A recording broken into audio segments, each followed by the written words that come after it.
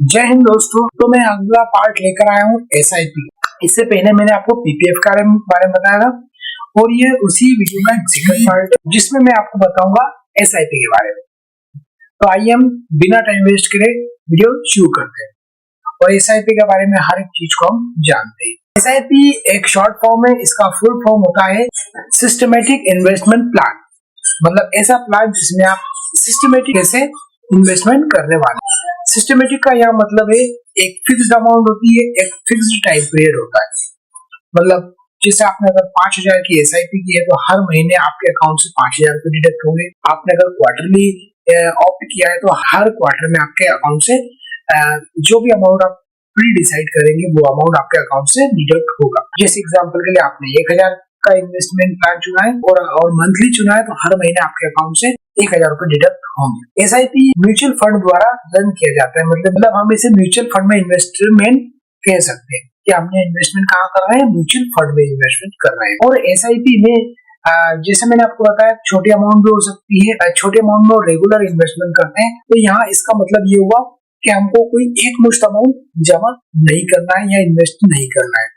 Amount छोटी छोटी होगी और हर महीने या हर क्वार्टर में आप इन्वेस्ट करेंगे, वो भी आपके अकाउंट से ऑटोमेटिक डेबिट हो जाएगी। चलिए ये हमने जाना एसआईपी क्या है। अब मैं आपको बताता हूँ एसआईपी कम से कम आप कितने अमाउंट से शुरू कर सकते हैं। तो दोस्तों एसआईपी की सबसे अच्छी खास बात यह है कि आप इसे केवल 100 रुपए के अमाउंट से भी शुरू कर सकते हैं, जबकि पीपीएफ में आपको 500 रुपए मिनिमम अमाउंट 500 रुपए की होती है और एसआईपी हम केवल 100 रुपीज के हिसाब से भी शुरू कर सकते हैं। मतलब किसी व्यक्ति की अगर सैलरी बहुत ही कम है या सोर्स ऑफ इनकम बहुत कम है, ज्यादा उसकी सेविंग नहीं हो पा रही है, तो ऐसे पर्सन भी अगर एसआईपी लेना चाहे तो वो ले सकते हैं, क्योंकि अमाउंट काफी छोटी होती है, जो कि मैंने आपको बताया 100 रुपए से भी शुरू हो सकती है। हर महीने 100 रुपए, तो साल के केवल 1,200 रुपए। अब अगर हम टैक्स की बात करें, एसआईपी मतलब एक म्यूचुअल फंड में इन्वेस्टमेंट कर रहे हैं हम, तो म्यूचुअल फंड में हमको 80C के अंतर्गत डिडक्शन मिलती है।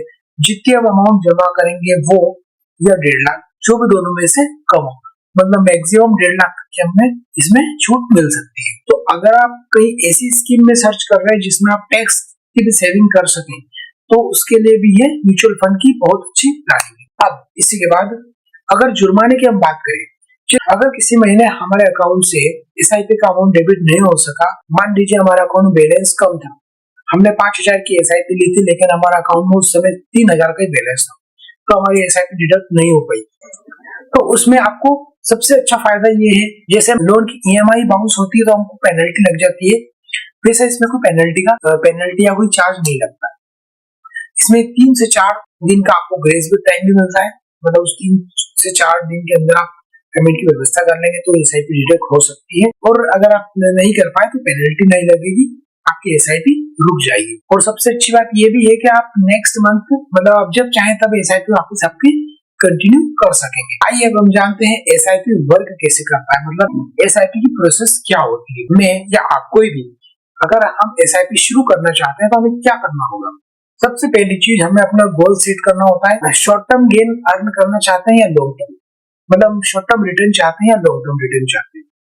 सबसे पहले हमें ये डिसाइड करना होता है। जब एक बार हमें ये डिसाइड हो जाता है कि हमें शॉर्ट टर्म अर्न करना है या लॉन्ग टर्म, उसके बाद हम करना होता है।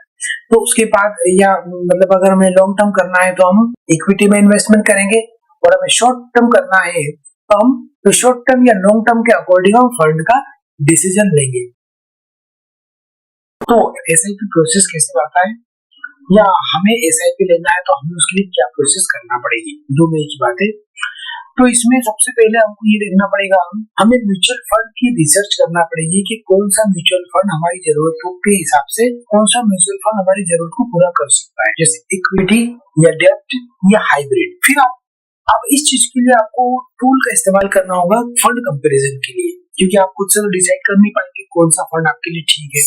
तो टूल्स अवेलेबल है जिनके थ्रू आप ये चेक कर सकते हैं, ये डिटरमाइन कर सकेंगे कि आपको कौन सा एसआईपी कौन सा फंड में इन्वेस्टमेंट करना चाहिए, या फिर फाइनेंशियल एडवाइजर से भी आप कंसल्ट करके ये डिटरमाइन कर सकते हैं। उसके बाद आपको फिर ये डिसाइड करना होगा कि आपको कितनी अमाउंट इन्वेस्ट करनी है, और वो अमाउंट आपको मंथली पे करनी है या क्वार्टरली पे करनी है, ये आपके सोर्स ऑफ इनकम पर डिपेंड करता है। अब जब आप ये सब डिसाइड कर चुके होंगे तब नेक्स्ट स्टेप आती है हमारे अकाउंट ओपन करने की या अपने आप को म्यूचुअल फंड में रजिस्ट्रेशन करने के लिए। आप अपने आप का रजिस्ट्रेशन खुद भी कर सकते हैं एसेट मैनेजमेंट कंपनी के थ्रू, मतलब इससे आप डायरेक्ट अपने आप को रजिस्टर कर सकेंगे म्यूचुअल फंड में। ये दूसरा तरीका है थर्ड पार्टी प्लेटफॉर्म।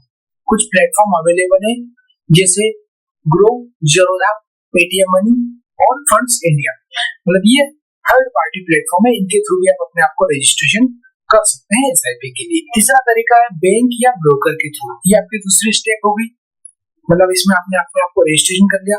पहली स्टेप में आपने ये डिसाइड किया कि आपको कौन सा म्यूचुअल फंड लेना है और कितनी अमाउंट उसमें आपको इन्वेस्ट करना है। सेकंड आपकी स्टेप हो गई आपको अपने आप को म्यूचुअल फंड में रजिस्ट्रेशन करना है। अब थर्ड स्टेप पे हम आते हैं। अब आपको अपनी केवाईसी कंप्लीट करनी है। आपको केवाईसी के लिए क्या क्या डॉक्यूमेंट लगेंगे? सबसे पहले आपका पैन कार्ड, फिर आपका आधार कार्ड, एक पासपोर्ट साइज का फोटो, एक बैंक स्टेटमेंट मतलब बैंक का प्रूफ और आपका मोबाइल नंबर जिसपे आपको ओटीपी आएगा। या रजिस्ट्रेशन के लिए आप डायरेक्ट सर्विस सेंटर पे जाकर भी फिजिकली डॉक्यूमेंट सबमिट करके रजिस्ट्रेशन कर सकते हैं। अब रजिस्ट्रेशन की प्रोसेस कंप्लीट होने के बाद आपको आपकी म्यूचुअल फंड की स्कीम को सिलेक्ट करना होता है, मतलब कौन सी स्कीम में आपको इन्वेस्ट करना है। मैंने जैसा कि आपको पहले बताया, एक इक्विटी फंड होता है, एक डेब्ट होता है और एक हाइब्रिड होता है, और इसके बारे में आपको डिटेल में बताऊंगा, अभी वेट कीजिए। फिर आपको आपका एक बैंक अकाउंट लिंक करवाना होगा जिससे ऑटोमेटिक आपकी जो एसआईपी की अमाउंट है वो डिडक्ट होगी हर महीने या क्वार्टरली, जैसे भी आप प्लान लेंगे। एसआईपी की एक सबसे अच्छी बात ये है कि इसमें लचीलापन है, मतलब फ्लेक्सिबिलिटी है। आप जब एसआईपी के अमाउंट बंद भी कर सकते हैं, एसआईपी के अमाउंट को बढ़ा भी सकते हैं या घटा भी सकते हैं। अब आपके दिमाग में क्वेश्चन जरूर आता होगा, क्या एसआईपी पूरा सिक्योर है, मतलब इसमें रिटर्न हमेशा 100% मिलेगा ही सही? तो मैं आपको बता दूं, एसआईपी सिक्योर 100% सिक्योर तो नहीं है, मतलब इसमें भी रिस्क होती है लॉस की। तो इसमें 3 फंड होते हैं। एक होता है इक्विटी जो कि हाई रिस्क होता है विद हाई रिटर्न, मतलब इसमें अच्छे रिटर्न की संभावना है लेकिन इसमें रिस्क भी होती है।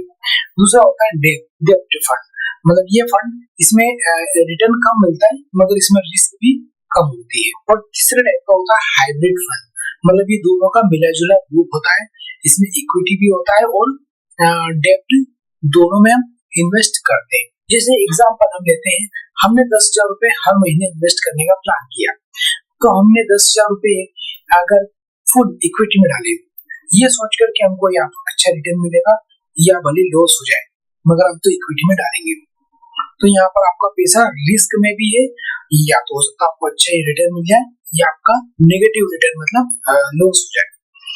दूसरा होता है डेब्ट में अगर जैसे हमने 10,000 रुपए डाले तो उसमें रिटर्न हमको कब मिलेगा, क्योंकि वो इसमें हमको इंटरेस्ट मिलता है।